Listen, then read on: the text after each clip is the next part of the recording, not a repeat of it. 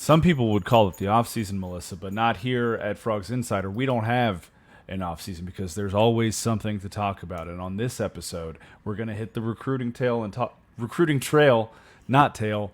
We're going to hit the recruiting trail, and we're going to talk about They don't football. do that anymore, Jamie. Nope. They don't do it that way Yikes. anymore. Yep. We're going to reset. Just kidding. We're pushing through. We're going to talk about football recruiting. We're going to talk about baseball portal. We're going to talk about hoops. Where does the men's team stack up in the Big 12? And some really fun coaching extension news for volleyball. We're going to get into all of it right now on Frogs Insider. Hello and welcome in to another episode of Frogs Insider. We're going to be very mature, Melissa. No, we're not. Episode number. No, we're not. We both know what episode number this is. This is episode 69. Nice. I've already started us off on a fantastic foot talking about recruiting tail. Again, they don't do it that way anymore, Jamie. That's true. Facts. Oh my gosh. So, but yes, Melissa, it's episode 69. Nice. Shout out, after I say all of that, shout out to our sponsor, Hell's Half Acre Stadium Goods. Thank you for partnering They knew who with they us. were getting in bed with. It's fine. We are Frogs Insider. She is Melissa Treebwasser. I'm Jamie Plunkett. We're part of the Republic of Football Network, supported by Dave Campbell's Texas Football. You can find our show wherever you just found it and have started listening, whether that's on Spotify, Apple Podcasts, on our YouTube channel over at Frogs Insider, or somewhere else. We are thankful for your patronage. We are thankful for you listening and sharing and leaving us a rating and review and all of the above, et cetera, et cetera, et cetera. We think you're all very nice. Yes, you're all really cool people. In fact, the coolest people that there are on the planet. Pretty dope. Melissa, we got a lot, though. I'm going to say nice a lot this episode. That's fine. Yeah. You just lean into the skid.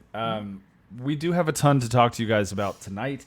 A lot of big-time football recruiting is happening. The Frogs got a major commitment for the 2025 class. We're going to break that down a little bit. There's another announcement coming in the coming days that could be really good for TCU as well. Andy Staples and Ari Temkin got together to talk a little bit about TCU's floor and ceiling. We'll break that down. Portal season is now wide open for baseball. We're going to break down the guys that have already entered the portal from the Horned Frogs roster. And like we said, basketball's portal season is done. The Frogs have every scholarship accounted for. And so we're going to start to talk about where does that team maybe stack up in the Big 12 this upcoming season, because I know that there's going to be a lot between now and then to talk about, and this is kind of where I think it's a great point to start. It's just to say it's pretty early, but where do we think they stack up? And then we're going to break down some volleyball news as well. Melissa, before we get into all of that, though, go Mavs. Okay. I listen. I think it's going to be a great series, and we were discussing ahead of time. Luka's slow maturity is winning me over. I do think he's one of the most fun basketball players in the world to watch when he's not crying. Just crying okay, less. all right, okay. I get it. Sure, it's fine. He does whine a lot, but tell me what your reaction was. Tell me what your reaction was when you saw him take Rudy Gobert out onto the dance floor, sweep him up in his arms, and then hit that three in his face. I said words that I cannot repeat on a podcast that we want to continue to have be somewhat family friendly. Listen, the dude is magic, and he, like you said, he is getting better. He is among the most skilled and gifted players. I'm going to be really interested to see how he ages, right? Because he's not James Harden. He does a lot of things James Harden doesn't do, like attempt to play defense, but. There is some James Harden-esque-ness to his game and to his physique. And I mean, I just hope the strip clubs aren't as good in Dallas as they are in Houston, because maybe that'll help keep him out of trouble a little bit. And he's also married. Yeah, couldn't tell me. Also married and has, I believe, a child now, right? He does so indeed, yeah. yes. So I still have mixed feelings about Kyrie, because as much people want to say, oh, he's grown up and he's keeping his mouth shut. He's also in a contract year. So we will reevaluate after he signs, but the Mavs, I've never hated the Mavs. I've loved the Mavs.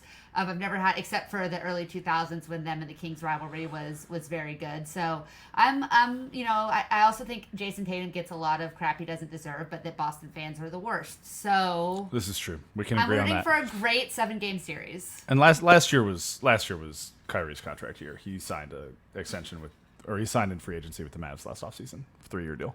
Oh, it's a 3. Okay, so he's not in a contract year. He's in year 1 of a new. Okay, okay. I had heard somewhere that he was up for like a big contract, so I did not do my research, and I apologize for that. Negative ghostwriter. But at some point, they're going to have to pay both these guys again, and that's going to be really interesting for the Mavs. So good to capitalize on it. Luka's eligible for an extension this offseason. Is probably what you heard, and it's a big boy. It's like a $350 million or something. Yeah. So yeah. Pay that anyways. Man. Pay him. They didn't draft Desmond Bane, so how much do we really care about the Mavs on this podcast? They're one of the last 2 teams playing this season. I care a ton. I'll be completely honest with you, but it would be way more fun to see Desmond Bane on this roster than the person they drafted instead, who shall remain nameless. Yeah. But everybody knows if you've seen my Twitter account. Yeah. Anyways, hey, but this is not a Dallas Mavericks podcast. There are others out there who are better at that than we are. We are a TCU podcast, and so, Melissa, let's jump in with football recruiting news. Big time. And I say that word intentionally for a couple different reasons. Yeah. Chad Woodfork, defensive end, commits to TCU. He was the number 93 overall recruit for the 2025 class, the number 9 overall edge, the number 14 player from the state of Texas. He's got all the big boy offers, right? And this is kind of what people look for. They like to say, all right, well, who else was in on this kid? Who else wanted this kid? Well, he had an offer from Georgia, had an offer from Michigan, he had an offer from Texas and USC and LSU and Florida State and Miami and Michigan State and Kansas State and Nebraska and Mizzou. And the list goes on and on and on and on for this kid. He has, let me double check it, 31 offers in total. 6'4", 220. He has 56 tackles for his career, 13 tackles for loss, and 6 sacks going into his senior season of high school up there at Summer Creek in Humble, Texas. This is a huge addition, Melissa, for this 2025 class. He's now the highest rated player in the class, and he made TCU's class jump quite a bit in the rankings.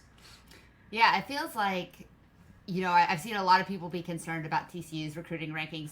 TCU has never been a school that's going to sign a bunch of guys early in a cycle. This goes back to the Gary Patterson era. This has been a hallmark of the Sonny Dykes era, or not sign, but get commitments from guys. They tend to want to evaluate and build classes slowly, but you can definitely see where they have targeted a couple of guys that aren't just going to be really, hopefully, elite players for TCU, but are the types of guys that raise the eyebrows of other top-level players, especially players in the state of Texas. And when you can bring in a kid like Chad Woodfork, who, if you've watched any of his tape, if you've seen any of the highlights, any of the stuff from the specialized camps, and the kid is so explosive.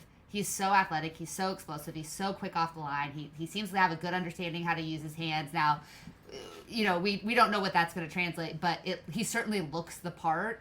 He's got the maturity, good student, it just seems to be tailor-made to be successful at the next level. You combine him with another kid who has all the intangibles plus all of the talent in Ty Hawkins. If you hold on to those 2 kids, you have the foundation of a class that's not only going to be a part of hopefully helping TCU elevate back on the national stage, be one of the top, if not the top team in the Big 12, but help keep TCU a destination in midst of all of the realignment and the Big 2 talk and everything like that. That's really what you're trying to do, is that you want kids that want to come in.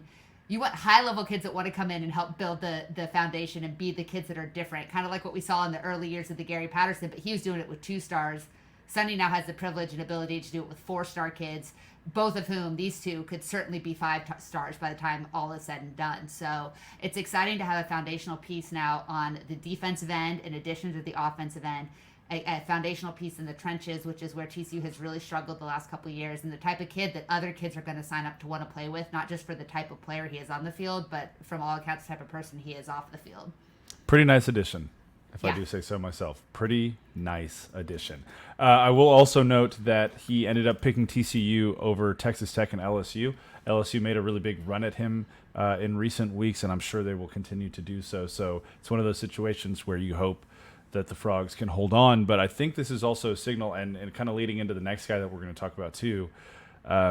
We talked about this a little bit on the last episode, but when Sonny Dykes got to campus, there was kind of a dearth of trenchmen on the roster. They didn't have a ton of depth defensive line. They didn't have hardly any depth on the offensive line either, outside of upperclassmen.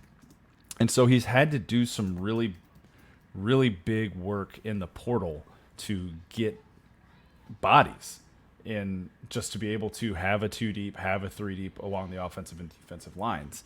And so we saw for the first couple of years of Sonny's tenure, I'm going to make the assumption that informed assumption that most of the TCU's NIL dollars for football, or a good portion of them, went into the portal to try and shore up some of those deficiencies in the trenches. Now, I think Sonny's at a point where you've got a critical mass along the lines now. You've done a really decent job in the portal of getting bodies in here that can compete. Now let's turn our attention back to high school, where we can get some of these higher rated guys. Let's make sure that we get them in the door as freshmen instead of hoping we can get them as transfers.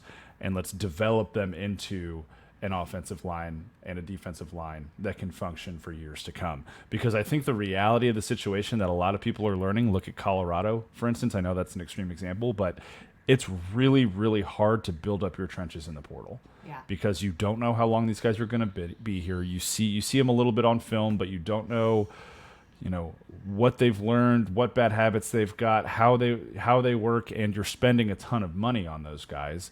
Invest your money and invest your time and your coaching resources in some of these higher ranked kids out of high school, and let's work to develop them. There's an alternative risk there, right? Look at Dominic Williams. But you get a guy in the door, you're starting to, you portion your NIL appropriately for high school and roster retention, and you kind of, you take that risk versus, are we going to always have a high hit rate in the transfer portal? I like that approach a little bit more, especially when it comes to the trenches, and I think it's a good move by Sonny Dykes. Well, and continuity is so important when you talk about the offensive line more than any other position group in football, probably, right? And I think that, the plan pre-transfer portal, the goal was always to bring in offensive linemen, defensive linemen on campus, redshirt them year one, maybe get them in a couple of games since you could do that. Year two, maybe they're third, maybe second on the depth chart in some extreme circumstances, so that they've had 2 full years to develop, gain the size, muscle, and the understanding of the playbook in order to be a starter by the time they're their third year on campus. Like you mentioned, it's hard to keep guys that aren't playing for that third year,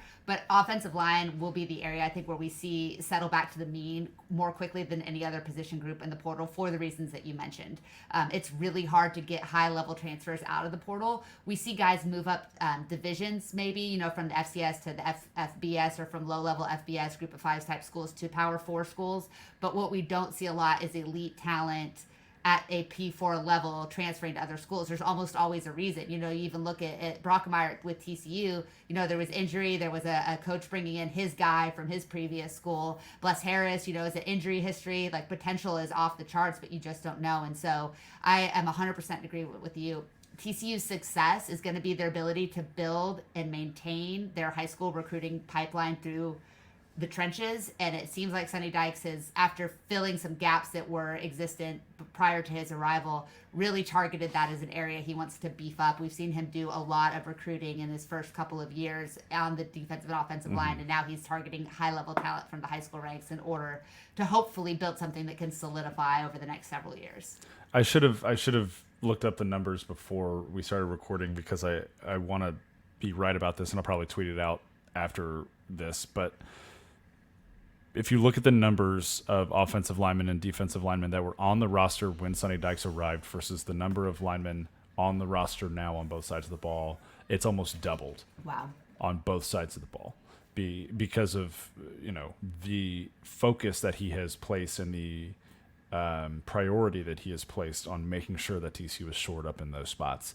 There is no success in Power 4 football. There is no success in the Big 12 if you don't have offensive and defensive lines that can perform.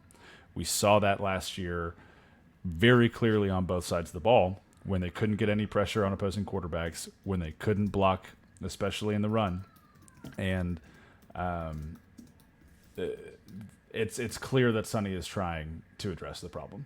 Yeah, and you mentioned there's another big name recruit, top level recruit, that might be a part of addressing that problem that we could hear from this weekend. Tell us your feeling, your insight on where Logan Schramm might land and if it could be in Fort Worth. Yeah, so Logan Schramm, another 4-star offensive lineman. He's kind of an anomaly right now because he's listed as an offensive tackle on a couple sites, but then you look at his rankings and his like position ranking is interior offensive lineman. He's 6'6", 328 pounds. He's a kid out of Bernie, big beefy boy who, again, similar to Woodfork, has the offers you like to see when you're talking about a kid in the trenches. He's got Auburn, Oklahoma, Tennessee, Texas A&M, Utah, Mizzou, right? All of these schools that really do well producing offensive linemen. And he's got a top 3 of TCU, Texas Tech, and Arkansas. And so he's taking his visit to Arkansas this week. He's already taken his official visit to TCU. He's taking his visit to Texas Tech this week.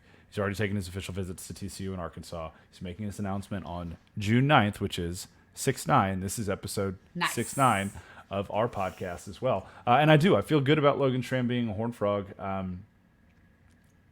And I think can we put you on the spot? I mean, will you verbal crystal ball one since you're a crystal ball guy now? You want... I know you don't. You don't have to. I'm not going to force you to. But like, let me say this: like, if confidence of 5. I will put in. Okay. Crystal ball. Okay.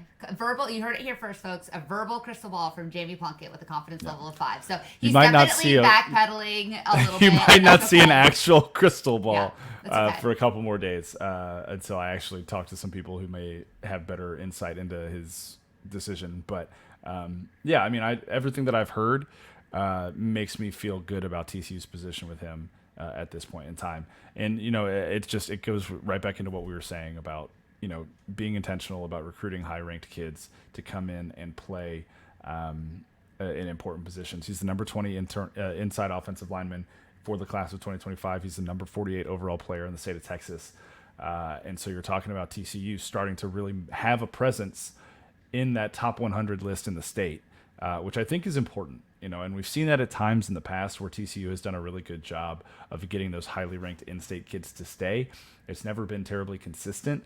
Mm-hmm. And over the last couple of recruiting classes now, we saw Marcus Steele out of Garland come in as one of the highest rated kids in the state. You've got Ty Hawkins and Chad Woodfork and Logan Schramm. You had Haas Haney. You've got all of these kids who are blue chip kids from the state of Texas. Which is a nice thing to see if you're a TCU fan, just kind of the impact the Frogs are having on the recruiting trail the last couple of years. Well, and it's especially nice to see it in the trenches because TCU historically has really struggled to get the blue chippers from Texas that play on the offensive and defensive line. We've had a couple on the offensive line, but, I think outside of Ross Blacklock, there haven't been a ton of those huge names, those high 4-star All-American type kids that play in the trenches that have ended up at TCU. So this is a great sign going forward. And again, just Sonny kind of understanding that if he wants to be a consistent champion, a consistent playoff team in this new era, he's got to do it from the inside out. And targeting, like you said, high-level blue chip kids, but high-level blue chip kids that he's got a legit chance to get to come to TCU. And I think that's the right way to do things. So excited to see the jump. It's always good to be in the top 20 in June. It's way better to be in the top 25 in December.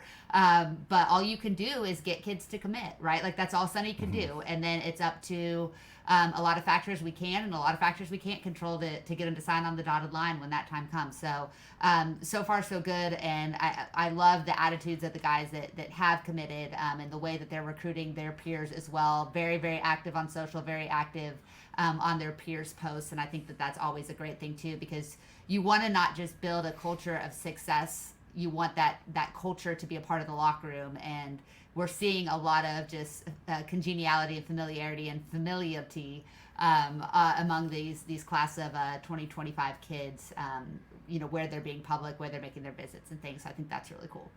I do too. And, you look at the overall class for TCU right now in 2025, they're the 17th overall class. You said it, it's June. It'll be nice if that's still kind of where they are in November, December when they're signing most of these kids. But you add potentially a kid like Logan Schramm, you're going to jump. And the Frogs are also, I think if you look at the class overall, this class is a testament to the recruiter that Andy Avalos is. Yeah. You're talking about 4 defensive linemen and 3 linebackers already in this class, all pretty highly regarded guys. 4 of the top 6 players in your class are defensive linemen right now. So you can tell where the intention is for Avalos on the defensive side of the ball as he moves TCU from a 3-down front to a 4-down front. And now you're probably going to see Ricker pick up some recruiting here. Maybe with Schramm. The Frogs are also in with Ty Haywood, who is, if not a 5-star, soon to be a 5-star offensive lineman, although I think maybe he ends up at Alabama. But the recruiting on the high school trail is noticeably picking up for TCU in a very positive way. And I think that's because of kind of a shift in priorities for the coaching staff now that they've filled some gaps. And listen, like, it's all great. Like, having an elite recruiter as your defensive coordinator is a wonderful thing. But the results on the field are going to be ultimately what make the difference for this class and going forward too. So, like I said, get these guys committed, get them to fall in love with you, get them to invest in you. Now you got to back it up with what happens on the field this season in order to keep them to wanting to be a part of a winning program, which I think kind of transitions us to our next topic. Coming off of a 5-7 season, for TCU to be able to get these types of players to want to be a part of it is a huge deal. I don't think they can sandwich 5-7 seasons. They can't start putting those together and expect to keep this high level of talent. Kids want their NIL, they want their spotlight, they want all those things, but a lot of them really want to win. And those are the type of kids that TCU seems to be targeting, is really competitive, really high motor kids that are going to want to be successful. And so they want to see that they can be successful in the systems being put on the field. And so on that note, there was a couple clips going around social media, and TCU fans were taking a little bit of umbrance to it. Andy Staples, who everybody, if you follow college football, you know Andy Staples, and Ari Temkin, who does Big 12 radio for Sirius XM. I know you've been on it several times. I've been on it. Ari's great dude. Love Ari.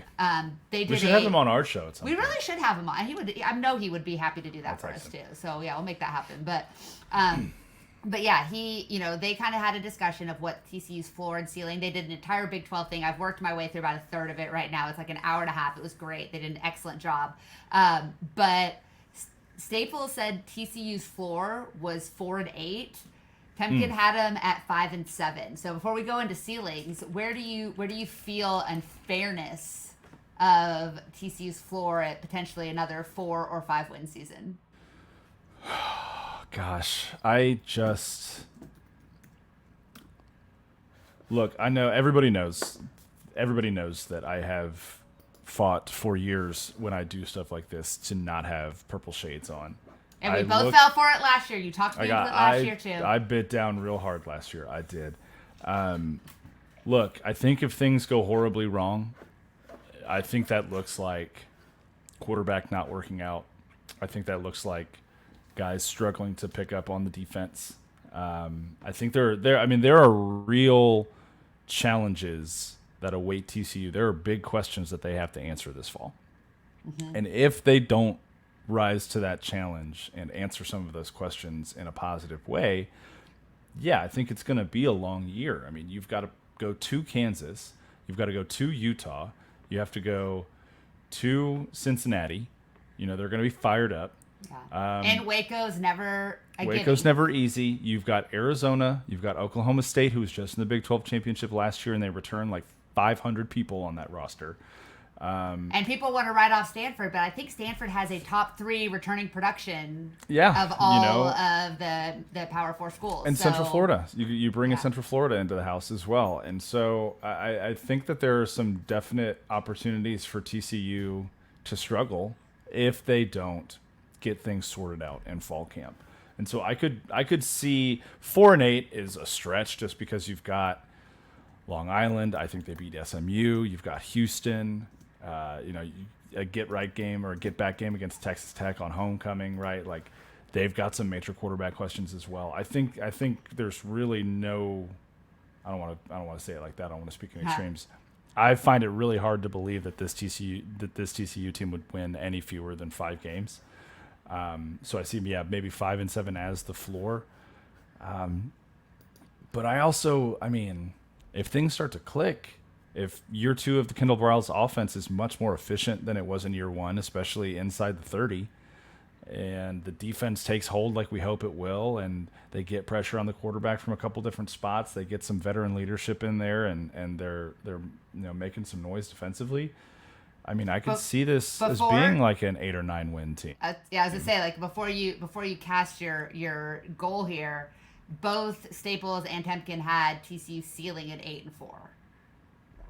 Yeah. Which to me felt a little low. Like, for a team that had everything go right in 2022, every bounce went their way.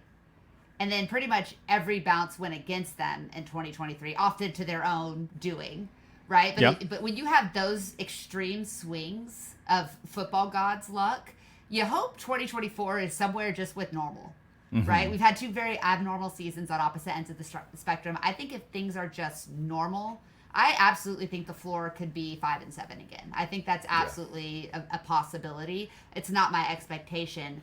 I think 8 is a little bit low for a ceiling. Right? I do think this team is capable of 9 or 10 wins. I'm not going to say it's going to happen, but I do think their ceiling is competing for a Big 12 championship.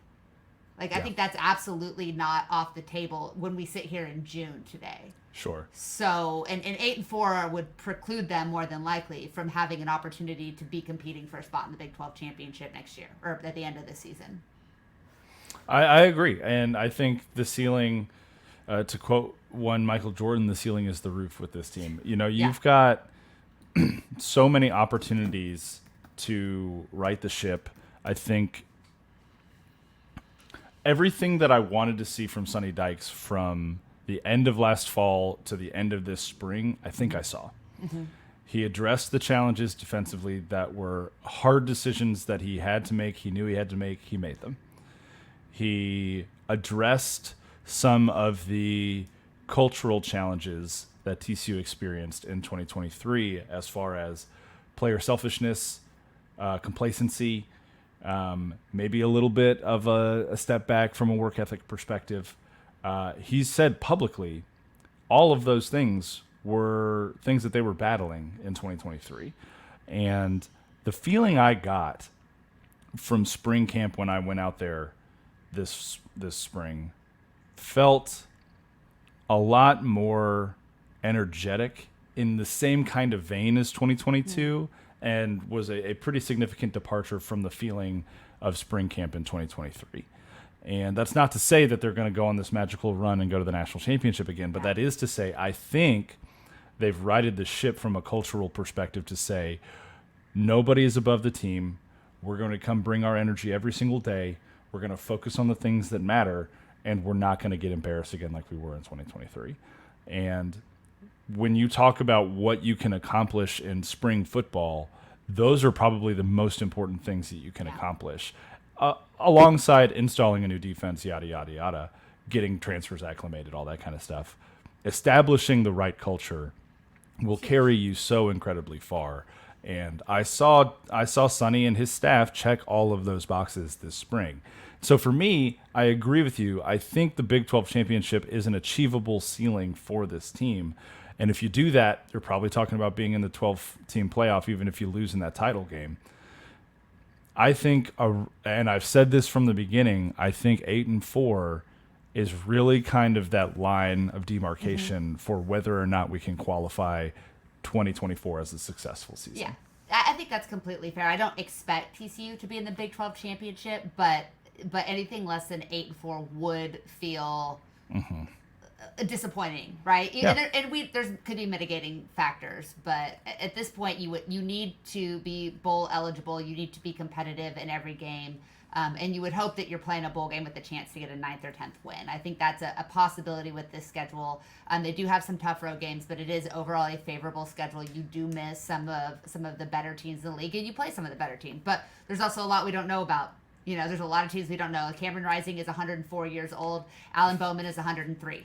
You know, there's two of your top competitors, and they're playing with super experienced quarterbacks, but guys that have been in college for a long time for reasons as well, right? That can be a blessing, it can be a curse. You know, people said the same thing probably about Max Duggan going into his senior season, right? So it'll be interesting. You know, I wasn't around for fall camp last year, so I was buying the hype from everybody, and we all wanted to buy in coming off of 2022, and I wasn't around for spring ball, so I didn't see it. I guess I can drop the news that I will be around for some of fall camp this year. Heyo, all right. Yeah, we can drop that. I think that can be public knowledge that I am. Nice I am little moving breaking back. news at the 30-minute mark of the show here. Breaking news, the 30-minute mark. That yes, I am returning to Texas in the fall. So I'm excited to get to see kind of that culture again and to be more around the program, because you do have such a better sense when your boots on the ground more often, right? Like I do think you definitely can get a pickup, but Sonny took things personally from 2023 and then went and did something about it. And I think we've mentioned this casually before, but his support staff has like tripled in size. It's huge. So many people. So many people. So again, like that's him identifying problems and addressing them. We'll see if the way he addresses them ends up being a positive and if that works. But he certainly did not sit on his heels. Donati did not sit on his heels. TCU Athletics did not sit on their heels. They made it very clear that that's unacceptable, and they put things together to try to make sure that doesn't happen again. Mm-hmm. Yeah, and that's, I mean, at this point in June, that's all you can ask for. That's all you can ask for.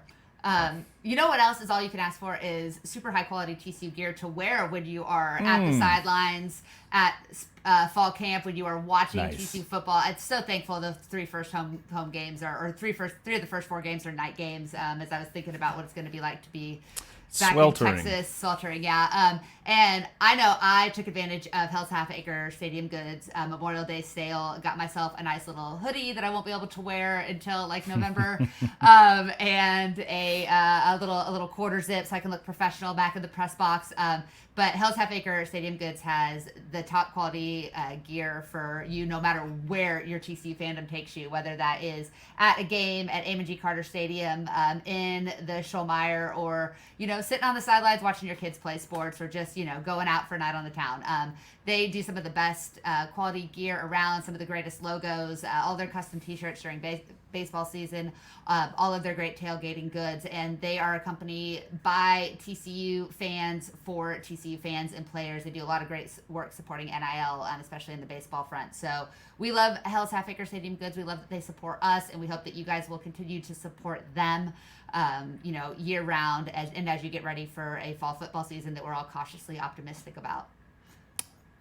Love me some Hell's Half Acre. Love it. Yeah, I've got a good amount of their gear floating around. So Hell's Half Acre Stadium Goods, hellshalfacresg.com is the website. Make sure you check it out. Fast shipping too. I was super impressed after that big Memorial Day sale when you knew they were probably slammed, man. They got that stuff out to be super quick, which I absolutely appreciate and love. Yeah. So you know what else is getting out super quick? Ooh. Some players from TCU baseball. To the surprise of absolutely nobody. In this new era, there's going to be some roster turnover at TCU. That's probably a good thing for the players that need a fresh start. And TCU obviously has some holes to fill. And so baseball's always probably been the biggest roster churn sport because of the draft, because of fall rosters being so large. But there's been quite an exodus. A couple of surprises, Jamie, and then a couple of guys that it feels like this is a good opportunity for them to go seek a fresh start elsewhere. Yeah, so 8 guys already in the portal. The transfer portal opened on June 3rd for baseball. It'll close on July 2nd, so just a little under a month there for guys to get in to the portal. Run through some of these names. Jake Dewar was the first one in. Gabe Miranda was not far behind. First baseman who saw limited playing time this year was a defensive sub late in games mostly. Jax Lewis, a pitcher that didn't see much time this year, if any. I can't recall. Holden Harris, a freshman who didn't see any time this year, used his red shirt. Chase Hoover, Fisher Ingersoll, Logan Maxwell, and Ryder Robinson. 3 of those last 4, Hoover, Maxwell, and Robinson, are probably the biggest names that fans have seen enter the portal for TCU. And this is kind of just part of the nature of the beast, especially when you have an unsuccessful season. And I don't think anyone would qualify TCU's season as anything other than unsuccessful. At this point, 9th in the regular season in the conference, didn't make it to the semifinals of the Big 12 tournament, did not qualify for the NCAA tournament. There's going to be some change, just like we talked about how Sonny approached football this offseason, about how we're going to get into what Jamie Dixon has done this offseason after a first-round tournament exit. Baseball's in the same boat right now of having to look and assess the roster and say, maybe there's some guys who have opportunities elsewhere, and it's the same from the players, right? To say, is this a situation that I still want to be a part of? Is this a program that I still want to be a part of, or do I want to go? For most of these guys, do I want to go find playing time? Yeah. We didn't see. I think Dewar Miranda and Ingersoll all combined for less than 10 at bats this year, you know, and so that's, you know, if you want to play baseball, those guys have seen that opportunity might not be presenting itself in the way they hoped at TCU. So go find your greener pasture. Like, I have no qualms with that. Same thing with Harris and Lewis. Go find yourself some playing time. And, you know, I think the biggest two names really, Ryder Robinson and Logan Maxwell, fans are maybe surprised and a little disappointed by that, and I can understand that. There's still a chance, just to be very clear, that Ryder Robinson stays at TCU. He was very good, I think, defensively for the Horned Frogs this year at third base, at second base, played a couple of games at shortstop when Silva was banged up a little bit. I think he's got all of the tools that you like in a kid who got as much playing time as he did as a true freshman, but the bat never really came together like you hoped it would. That's not really shocking when you look at what TCU did at the plate as a team this year. I mean, he was a 215 hitter, sub 400 slugging percentage, sub 400 on base percentage. Really struggled at times, went through a couple serious droughts, also showed that he can hit the long ball, also showed that he's pretty quick on the bases when he got on. I think the tools are there for Ryder, and I think that regardless of whether he ends up back at TCU or somewhere else, he's going to be a successful college baseball player in the long run. Really looking forward to seeing what his journey has for him next. Logan Maxwell, I think, is probably the most surprising one for me, just because he was TCU's most consistent bat. But when you look at this team from an athleticism standpoint, I think some of the challenges that they faced were, okay, we've got a guy who is a fine outfielder, our best bat, has some leg injury history, has some hamstring problems that he's going through this year. Is that, how are we going to approach that again in 2024? And I'm not saying that to say like, oh, TCU told Logan Maxwell to leave. I just want to be explicitly clear about that. But I think he was also looking at what he wants from next year. I think you look at how TCU is set up in the outfield with Chase Brunson and Sam Myers. You've got Jack Arthur. You've got, I'll be completely honest and open here, you've got the potential of a guy like Noah Franco coming in from IMG, who based on the conversations I've had with scouts recently, there might be a little bit more opportunity and more potential for him to get to campus rather than go to the MLB draft. And so if you're Logan Maxwell, you're probably looking and you're reading the tea leaves and you're saying, I could probably go be a full-time outfielder somewhere else and produce the way I did at the plate, maybe even take another step forward. And again, can't fault a kid for doing that. Same with Chase Hoover, who had a couple spot starts here and there, was mostly a middle of the bullpen guy, up and down kind of season. Maybe finding another landing spot where he can get some starts more consistently is what he's looking for. Yeah, and I mean, I think you're right. I think Ryder Robinson was the one that surprised me most because he is just a freshman. He did play a lot, and he struggled at the plate. But again, he was just a freshman. We've been spoiled by freshmen that have come in and been super successful. That's not the norm necessarily in college baseball. But I think, Logan Maxwell to me was kind of dang it, but not really a surprise because he is, he'll be entering his senior season. And like you mentioned, you've got Chase Brunson, who's pretty much locked down center field. Sam Myers has certainly proven that he has earned more playing time. It's going to be hard to beat him out for a spot if he continues his trajectory. And then Jack Arthur, when he played, was really effective too. So a full-time starting position in the outfield is going to be a hard thing for Logan Maxwell to lock down, especially because he has unfortunately dealt with some injuries. And so I think for a kid that wants to play every day, he looked at TCU and thought, this is probably not my easiest path to that opportunity. And not that he's afraid of the competition, but you just look at the kids that are here and the kids coming in that are younger also. I mean, that's just that's a tough hill to climb there for him. So it's going to be interesting, that like we said at the beginning, baseball is so difficult to project when it comes to rosters because the draft can eat up your high school recruiting so much. And you've put together a great spreadsheet that you shared on Horned Frog Blitz that is really helpful for people keeping up with who's coming in, who's going out, the high schoolers coming in, what their projections are. So it's going to be a lot of wait and see. There's going to be more names that enter the portal. There's going to be some surprises for sure. But then TCU also has done a really good job for the most part of finding kids out of the portal to fill holes, and it seems like Mm-hmm. Sarlos has really targeted a large amount of high school kids that are projectable to getting to campus. So next year might not be a huge leap forward in success, but should be more back on the correct track. And then hopefully you're looking at a program that can stay together for a couple of years and be, back to the level of competing to get to the College World Series almost annually. Yeah, I mean, that's the goal. That's the expectation at TCU. And you look at the incoming freshman class, obviously MLB draft is a big factor here, but you've got names like Noah Franco and Blake Larson and Mason Brassfield who are elite high school prospects. I mean, Noah Franco was a 2025 kid who was the number 1 overall player in the 2025 class, reclassified to 2024, and is still the number 4 overall player in the 2024 class. He's a 5-star kid. Baseball doesn't rank it that way. That Perfect Game does 1 out of 10. He's a 10. And, when you have the opportunity to get guys like that on campus, you take it 10 times out of 10, 100 times out of 100. Sometimes it doesn't work out. We saw that happen in 2017 with a couple guys who got drafted really high and ended up going straight to the pros. That happens with TCU recruiting frequently when it comes to baseball, just because that's the nature of the beast when you're competing with professional leagues for high school players. But, I think he being Kirk Sarlos, I think he and his staff, especially, John DeLora, recruiting coordinator, does a tremendous amount of work watching film on all of these high school kids, attending camps. Like, his summer is nonstop packed with baseball. Yeah. That guy goes hard all year long trying to find talent across the country.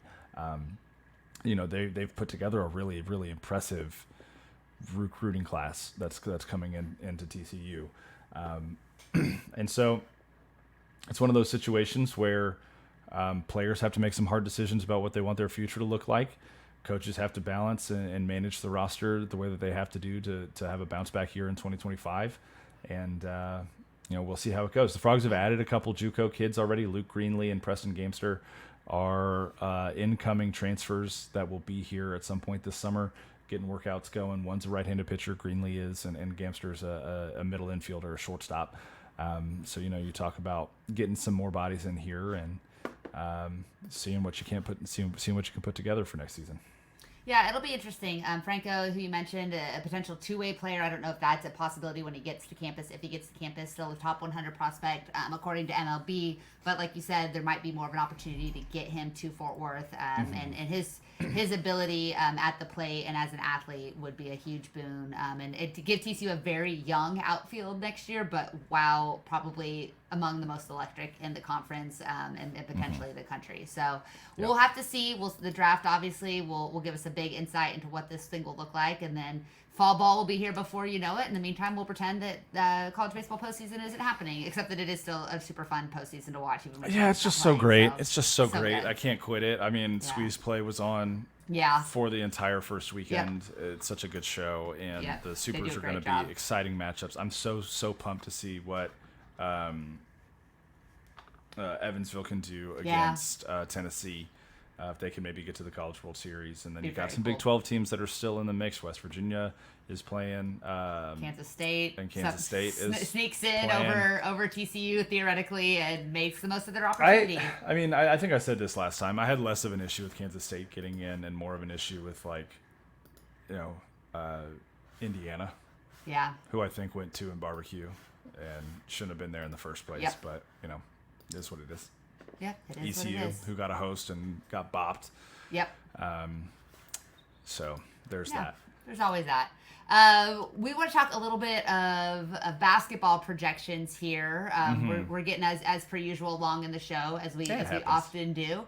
But you and I were texting last week about what this Big 12 conference is going to look like and where TCU might fall, and as excited and bullish as we are on TCU's talent, when you start looking at this conference, it's brutal, Jamie. I'm just going to be really honest. It's going to be, You and I are both very excited about the way that Jamie Dixon has rebuilt this roster, but it's not going to be an easy road to hoe, so to speak, when it comes to conference play. I think the schedule is going to have a lot to do with who is and isn't successful because of the imbalanced schedule and how that stacks up.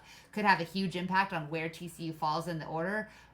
But my God, this is just it's if you're a fan of literally any team in this conference, you look at who you're competing with and you just have to go, why have I done this to myself? Brett Yormark, what were you thinking, sir?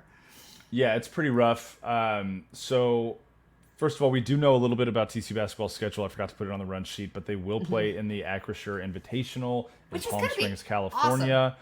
Go to Palm Springs for Thanksgiving. Yes. It's delightful. Yeah. Santa Clara is their first round game. Then they'll play the winner of Washington and Colorado State, which means that they're probably going to play Washington, which means that they're going to get another shot at Danny Sprinkle, who was the head coach of Utah State this year. Don't write off Colorado State, though. And great Osabor, who was their center, and he got a very public $2 million NIL deal from Washington to go to the Huskies. Texas Tech fans in particular were very disappointed because it looked like he might be heading to Lubbock. But some fun non-conference games that are happening not in Hawaii, which I think TCU fans will appreciate, because it always seems like weird stuff that goes wrong in Hawaii when the Frogs are there. But like you said, TCU fans have every right, and I will defend them if they feel excited about what TCU did in the portal, because I think they did a great job. You get a guy like Trezarian White, who is athletic as hell, a downhill scorer, can shoot the three. You've got guys like Noah Reynolds, who scored 20 points a game last season. You've got a real true facilitator in Frankie Collins from Arizona State, who was at his best when he didn't have to be a primary scorer. You go and you look at his efficiency numbers from 2022, or the 22-23 season, and he was great for Arizona State on that team that made the NCAA tournament. He had a great game in that first-round game against TCU. I think they did a tremendous job, and like you said, everyone else in the Big 12 probably feels as good about what has happened in the transfer portal. And so what I did, Melissa, was I started to create lists to say which teams are probably theoretically ahead of TCU and which teams are theoretically behind TCU if you had to predict the Big 12 conference standings today on June 4th or whatever it is when we're recording this. And so this is where I texted you last week. I was like, I think this would be a fun thought experiment. I kind of did it. I'm not just going to read mine. But let's talk about the teams that we would feel finish ahead of TCU in the standings right now. I think there are a clear 5. Arizona, Kansas, Baylor, Houston, Iowa State. Yeah, I mean, I think when you look at the success that those teams had last season, who they brought back and who they added in the portal, those are your top 5 easy favorites. And it's crazy to get through 5 without going, those are the 5 teams most likely to compete for a regular season championship. And not being a lot of controversy, I don't think, in that statement. I mean, Kansas had like its worst season ever last year and was still like 4th. Yeah. And everybody was hurt by the end of the year for them. I mean, they were suffering, and they did a great job in the portal. They got Hunter Dickinson coming back. They've got a lot going for them. The next 2 teams that could, this is where I think the debate really starts. You've got BYU and Texas Tech, that I think at this moment I would say could very well finish ahead of TCU in the standings, especially Texas Tech after they landed JT Toppin out of the transfer portal, the New Mexico kid who messed around with the draft for a little bit, flirted with Texas a little bit, ultimately ended up in Lubbock. Great addition for Grant McCaslin and his staff. Where would you kind of stack up? Let's do the trio of BYU, Texas Tech, and TCU.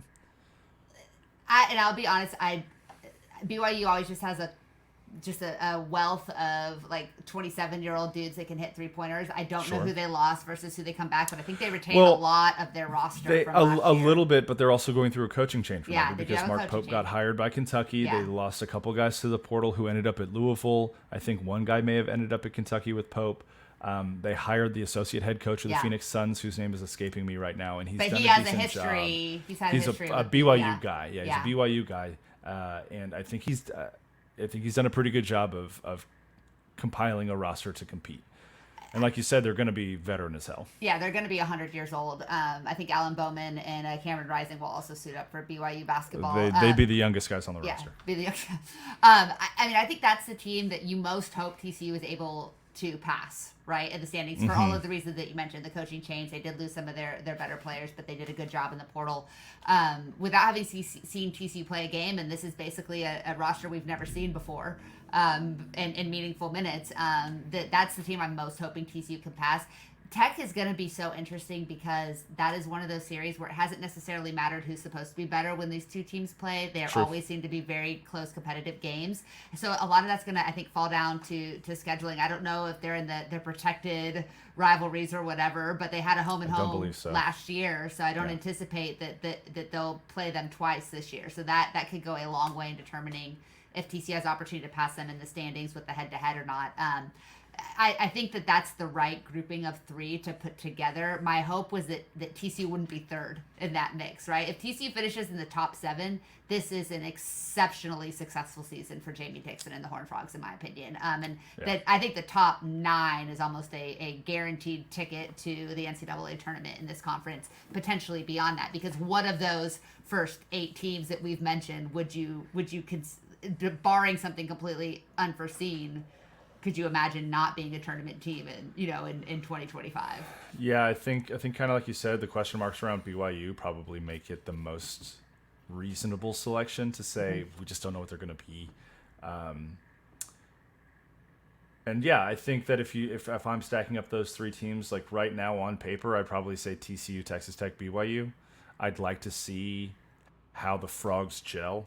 I'd like to see how all the Tech additions gel. I know they really wanted Trezarian White. I know they really wanted Noah Reynolds out there in Lubbock, and Jamie Dixon won those recruiting battles. So we'll see if that pays off for the Horned Frogs in the long run this season.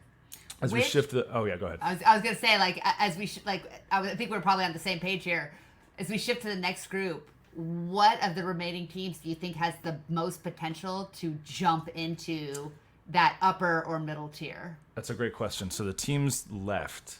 The teams that I have currently is probably ending up behind TCU in the standings. UCF, Kansas State, Utah, West Virginia, Colorado, Cincinnati, Oklahoma State, and Arizona State.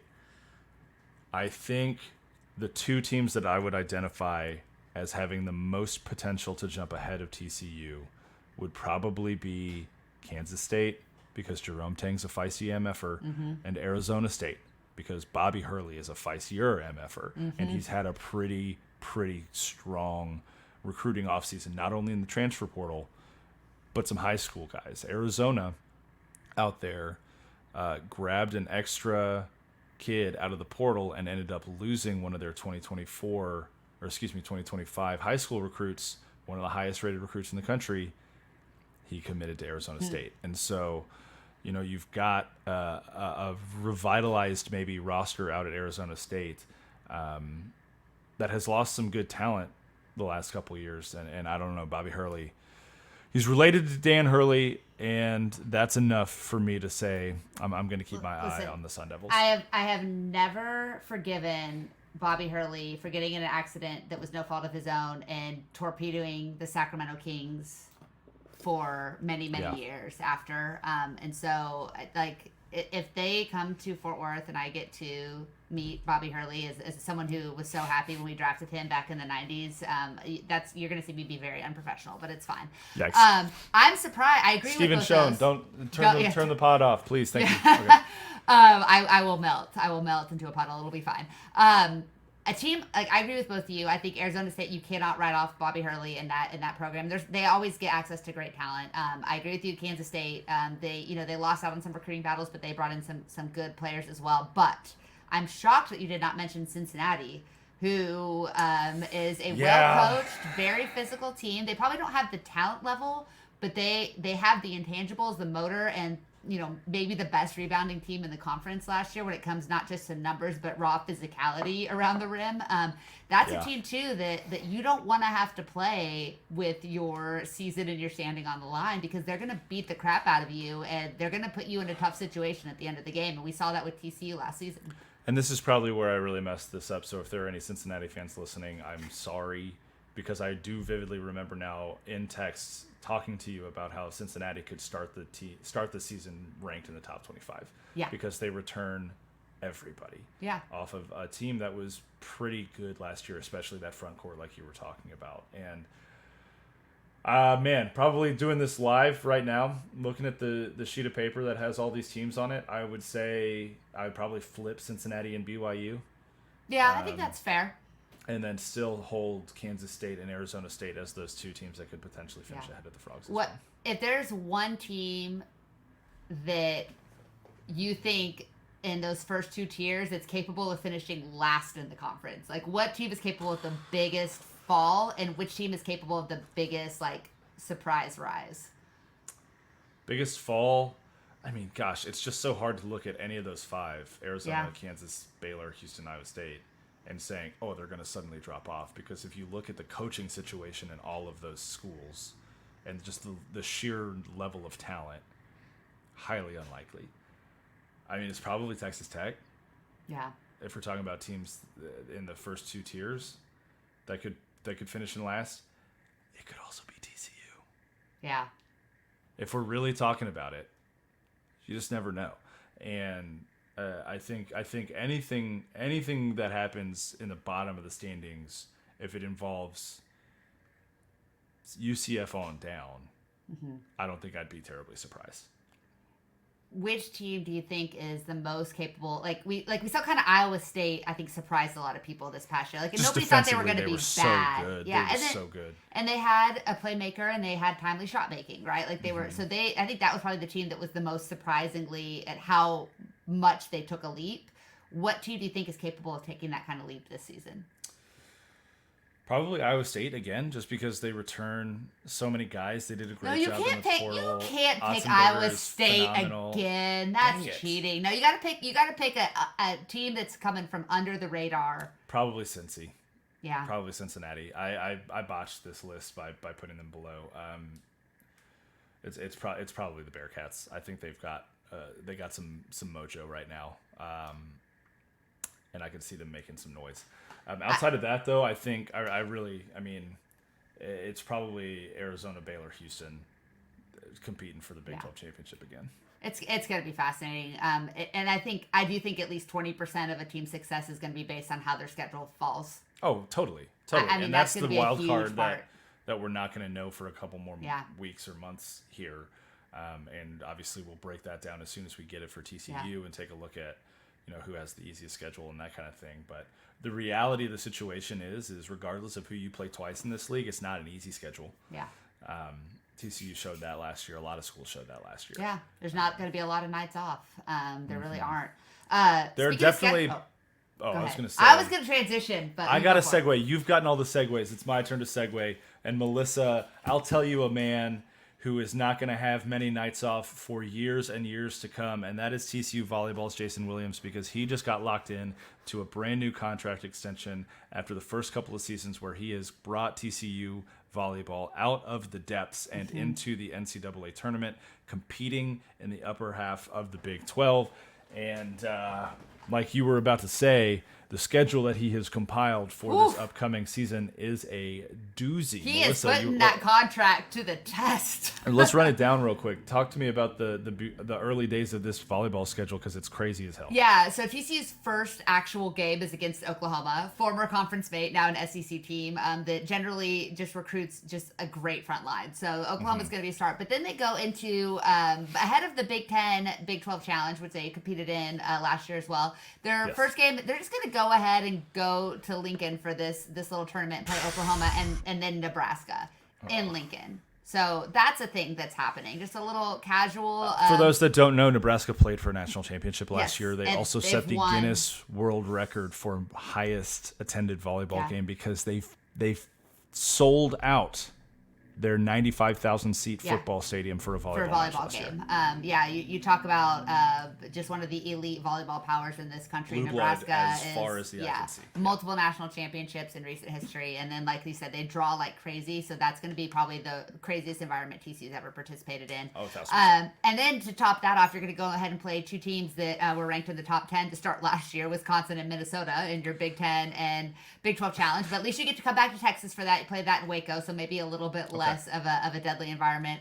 The Fight in the Fort is an incredible lineup because not only are you getting to shine a light on some smaller programs in Prairie View A&M and Texas A&M Commerce, you also brought in UCLA. So what a crazy mix. So I kind of love that. The UCLA obviously is historically one of the good programs. I honestly don't know if they're any good right now. I can't say, but that is a program that has been very, very strong historically, and you're still playing a Power 4 program. Things get a little bit less perilous from there, but we talk about how good this basketball conference is. The women's basketball or women's volleyball bloodlines in the new Big 12 are also incredibly strong. So the Big 12 schedule, they were doing the double header weekends for a while with the COVID.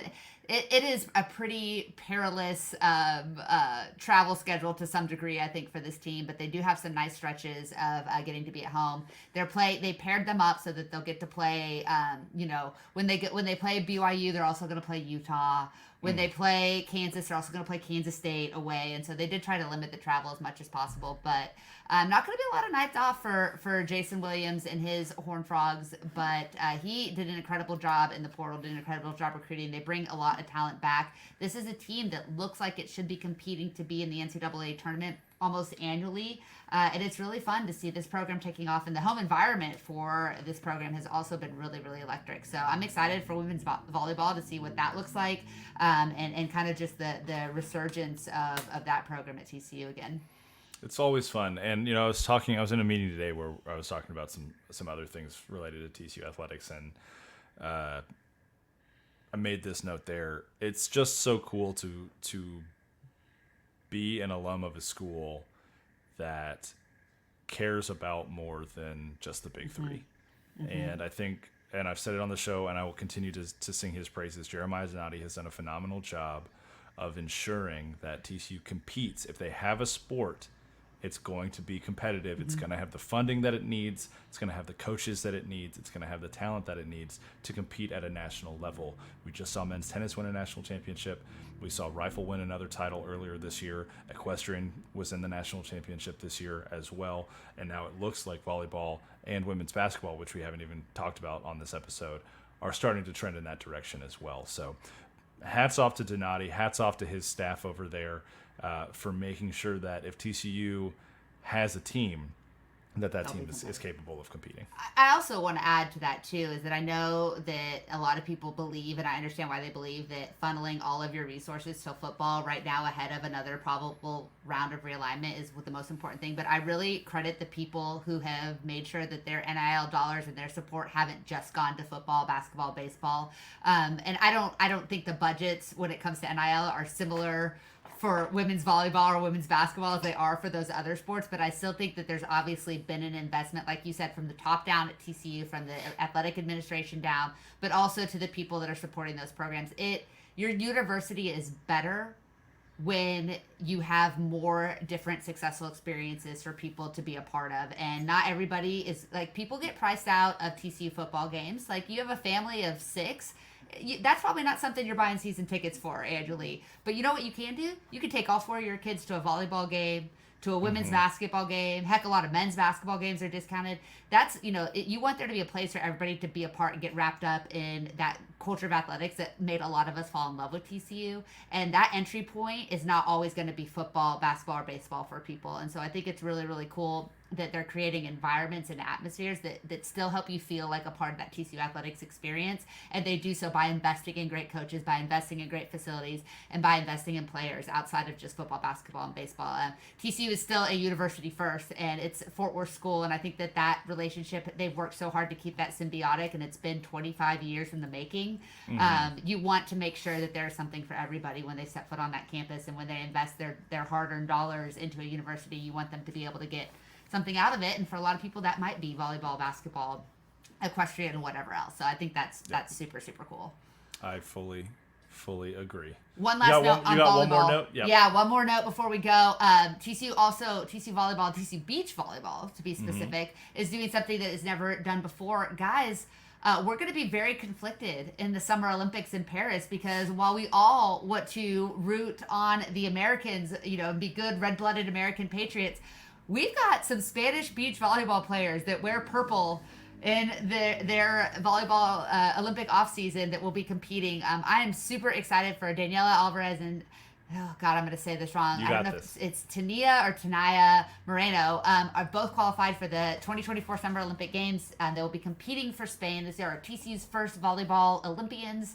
It is super, super exciting. We are going to be cheering them on. We're going to hoping they're super, super successful. I don't know who's competing in beach volleyball for the United States, but I will be rooting for my two fellow Horned Frogs as they make history and do something that's never been done before. And then they're going to come back and play for TCU in 2025. So that's super exciting as well. We're very excited for them. We'll be cheering them on. And listen, I'm not gonna add to the lore here, but we know there'll be a lot of male TCU fans glued to Olympic beach volleyball. So just Horned Frog pride. And that's going to do it for this episode of Frogs Insider. Episode number what? 69. Nice. She is Melissa Treebwasser. I am Jamie Plunkett. You know the drill. Like and subscribe. We'll talk to you next time. Go Frogs. Go Frogs.